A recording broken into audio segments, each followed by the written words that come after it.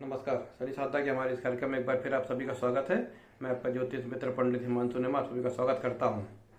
नवंबर माह से गुरु महाराज चांडाल योग से मुक्त हो रहे हैं और शनि महाराज मार्गी हो रहे हैं। इसका व्यापार में क्या इफेक्ट पड़ेगा, क्या तेजी आएगी या मंदी आएगी, मार्केट किस तरफ चलेगा, ऊंचाई की तरफ या नीचाई की तरफ।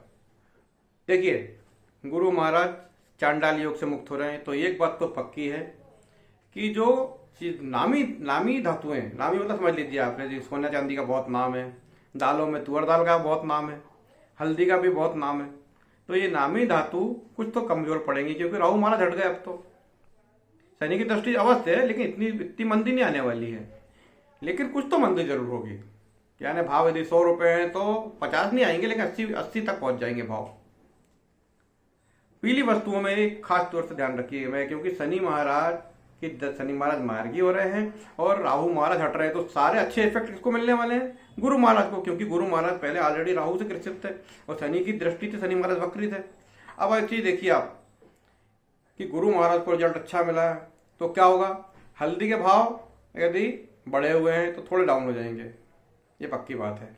यानी तेजी का स्टार्ट नहीं लेना, आप तेजी का मूड मत बनाओ। इसके अलावा सोना भी कम होगा, ये भी ध्यान रखिए। कब? 1 नवंबर के बाद। सोने में आप सोच रहे हैं कि बहुत लंबी हाइट जाने वाली, तो नहीं जाने वाली, इसका ध्यान रख लें आप। इसके अलावा कौन सी धातु है? तुअर दाल।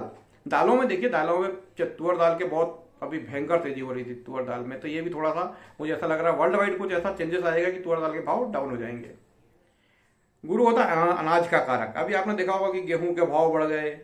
एक चीज और बता दूं कि गेहूं के भाव में भी थोड़ा सा डाउन आना शुरू हो जाएगा। अभी देखा आपने रशिया और यूक्रेन युद्ध हुआ था, गेहूं के भाव खूब बढ़ गए थे। पेट्रोल के भाव के कारण अभी गेहूं के भाव बढ़े हुए हैं। भारत ने चावल भेजना बंद कर दिया था, तो ये सब चीजें हुए थे। लेकिन अब जैसे ये जो नवंबर में परिवर्तन होने वाला है, अनाजों के भाव में थोड़ी सी लगाम लगेगी। अनाज अपने, क्योंकि क्या है, ऑलरेडी विश्व में कोई शांति है तो निश्चित रूप से सब लोगों को अपना व्यापार तो करना ही है, घर में रखने से कोई मतलब तो है नहीं।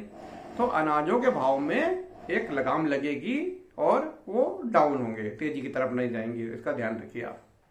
चावल है, दाल है, सभी प्रकार के खाद्य पदार्थ है, गेहूं है, इनमें खासकर गेहूं, सोना और दाल, इनमें तो भाव डाउन हो जाएंगे।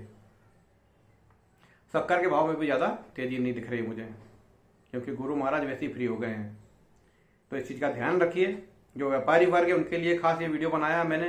व्यापारी लोग ध्यान रखिए कि आने वाला कुछ समय, खासकर मुझे लग रहा है कि ये 3-4 महीने और 2024 का 1-2 महीने, मुझे लग रहा है मार्केट थोड़ा सा मंदी की तरफ ही जाएगा, डाउन मार्केट होगा।